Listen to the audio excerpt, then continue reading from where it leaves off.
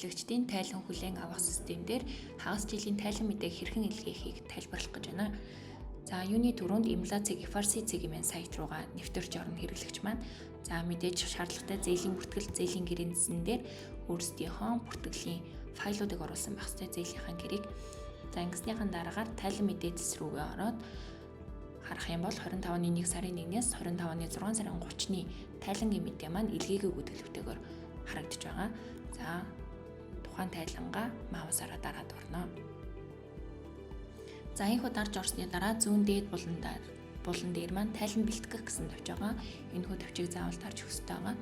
За ингэснээр яг одоо байгаа бүртгэлийг автоматар мэдээллийн шинжилээд бүртгэлийн дэвтэр, зээлийн нэгдсэн тайлан үүрэг үздэг гэсэн энэ хүү 3 шийт талбар маань автоматар бөглөгдөнө. За энэ дээр бөглөгдсөн талбарын мэдээллүүдийг чеклэх ёстой байгаа. За хөл дүнгээр чеклж үзэх юм бол бүртгэлийн дэвтрийн байгаа эцсийн үлдэгдлийн дүн маань зээлийн нэгдсэн тайлангийнхаа эцсийн үлдэгдлийнхэн дүнтэйгээ таарсан байх ёстой. За тэгээ үүрэг гүйцэтгэсэн бүртгэл маань үнэн зөв хийгдэж үү гэдгийг нэг чеклэжнэ. За энэ бүртгэлүүдийг чеклснийхаа дараа санхүүгийн тайлан гэсэн талбарын үзүүлэлтийг бүгэлж өгнө. За ихэвчлэн нэвтэрч орж байгаа дээр бүртгэл маань хяналтын алдаа зааж орж ирж байгаа байх. За энэ маань яаж байгаа вэ гэхээр та бүх маань санхүүгийн тайлангийн нийт хөрөнгийн дүн нөгөө талаас нийт үр төлбөр ба эзэдийн өмчийн дүн хоёр зөрүүртэй байвал энэ дээр хяналтын алдаа гараад тайлан илгээх боломжгүй болж байгаа гэсэн. Тэгэхээр санхүү дээр нэгтлэн бодогч нар маань тайлан мэдээгээ үнэн зөв өгсөн байгаа эсхийг чеклж өгнө.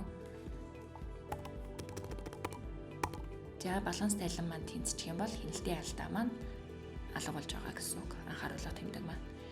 За талбараас болохоор тэр үндсэн үйл ажиллагааны мөнгө орлого буюу доорох 3 үзүүлэлт маань програмаас өөрөө бодож өгч байгаа.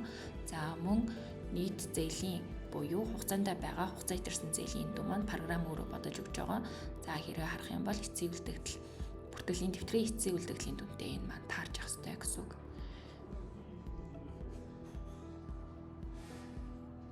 За нэмэлтээр эзэдийн өмч дээр хувь нийлүүлсэн хөрөнгө маань за санхүүгийн зохицуулах хорон дээр бүртгэлтэй байгаа хувь нийлүүлсэн хөрөнгийг автоматар татж байгаа.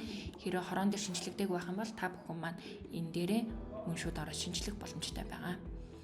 За дараа нь тухайн үеийн ашиг алдагдал.